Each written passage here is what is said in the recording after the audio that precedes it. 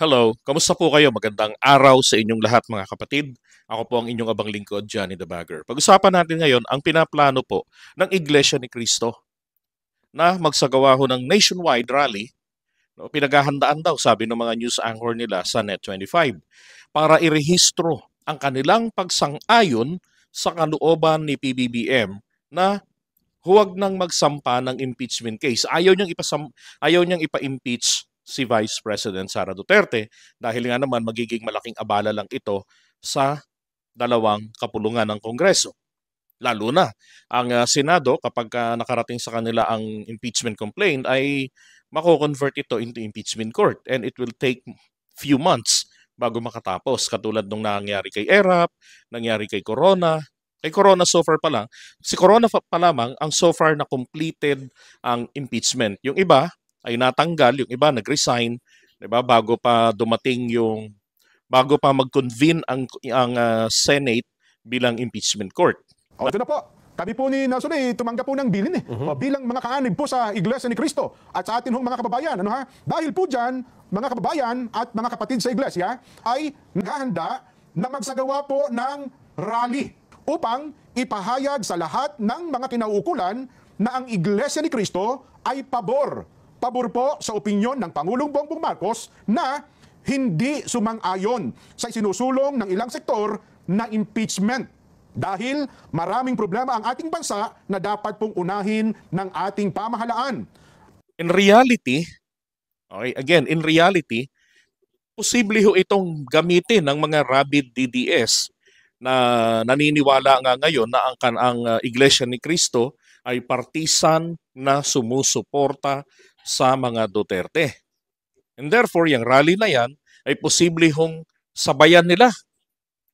Dahil nga naman maraming tao sabayan nila to make it appear na sila yung nangunguna at sumusunod lamang sa kanila ang mga miyembro ng Iglesia ni Cristo at ito ay may basbas and then lusubin nila ang Malacanang. Diba?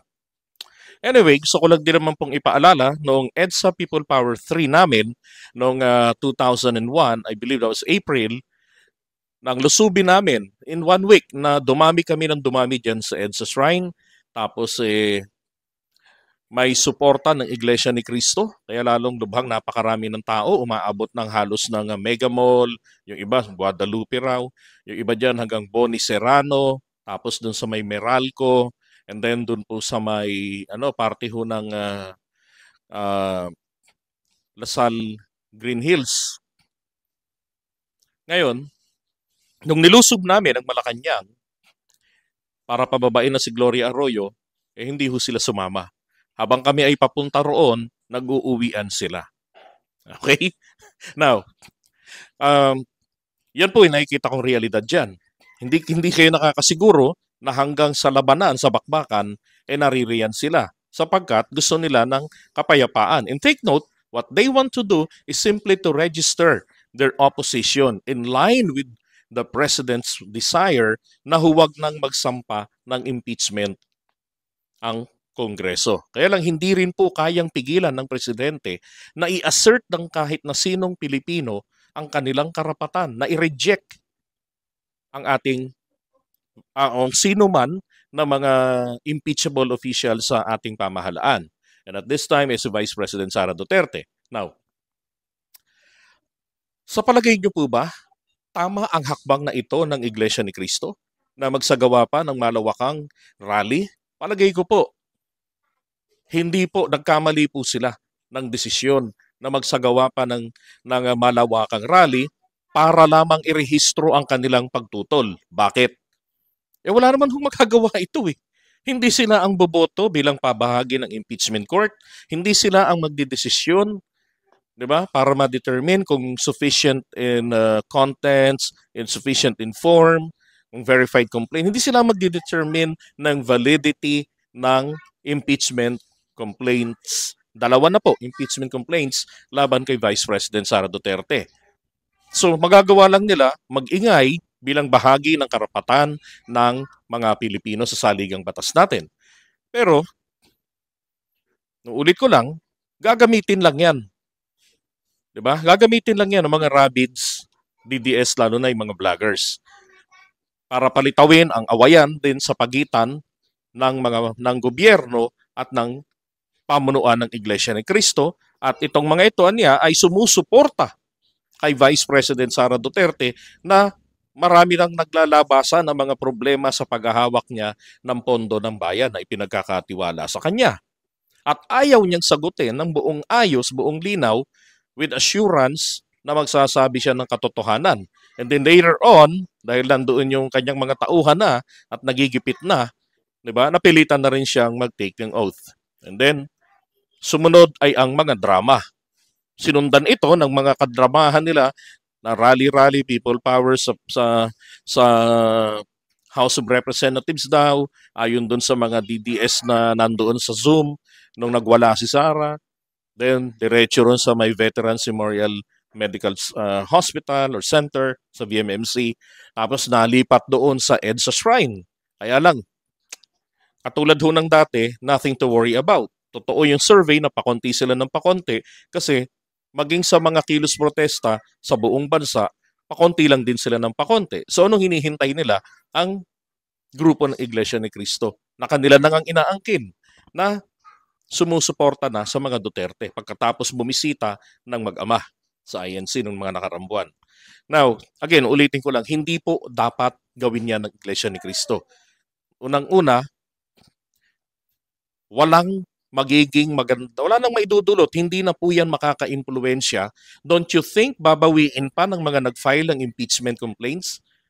Kahit ang sabihin pa ho ng presidente, ano yan, ibasura nyo yan, kahit na maglupasay pa ang Pangulo natin, hindi ho niya yan magagawang hindi niya magagawang maipabasura kasi lilitaw po dyan, nakikialam siya na hindi niya na rin nare-respeto ang separation of powers ng executive at legislative department. Diba? Sinabi na rin ng palasyo, we have nothing to do with that. Distansya kami dyan. Nagsabi na ang Pangulo, ayaw, pero ipinush nila, then let's do the process. Hayaan namin kayong gawin ang proseso. Karapatan nyo yan. Diba? Na-lay down na ng President kung ano yung mga consequences once umusad na ang impeachment. Sana po, ginawa ito ng pamunuan ng Iglesia ni Cristo ang desisyon na yan na huwag nang magsampa o para mapigilan ng pagsasampa ng anumang impeachment complaints laban kay Vice President Sara bago pa ho may magsampa o sa madaling salita, pagkatapos pa lamang ng Pangulo na magsalita o pahayag ng kanyang mensahe na nag-leak and then later on or following day ay inamin niya. Sana ho pagkaamin ng Pangulo na ayaw niya po talaga, na totoo yun, kanyang mensahe na nag-leak at ayaw niya talaga at yun ang mga dahilan, doon po dapat nagsagawa agad sila ng rally nationwide bilang pagpapakita ng suporta sa kalooban ng ating presidente kay PBBM na ayaw rin namin ang niluluto na anumang impeachment complaint laban kay Sara. That's a political process. Number game. Diba? Ang lilitis dyan, ang mga magdidesisyon dyan ay hindi naman mga tunay na mga hukom. At dyan po sa atin sa Senado, ang dami hong mga bobo. Diba? So, it's too late for the INC. Sorry, pero ito yung nakikita ko rito magagamit lamang kayo ng mga rabids, hindi naman makakatulong, wala hong maitutulong anuman sa ekonomiya natin, makakasira pa sa imahe ng bansa natin yan, di ba? Yung ganyang rallying malawakan, nalilitaw na meron talagang malaking problema, political issue rito sa ating bansa. No. Dapat ba maging proud ang mga Pilipino sa aksyon na yan ng INC? Ako, definitely, sinasabi ko sa inyo, I am totally against dyan sa plano nilang yan because it is already too late.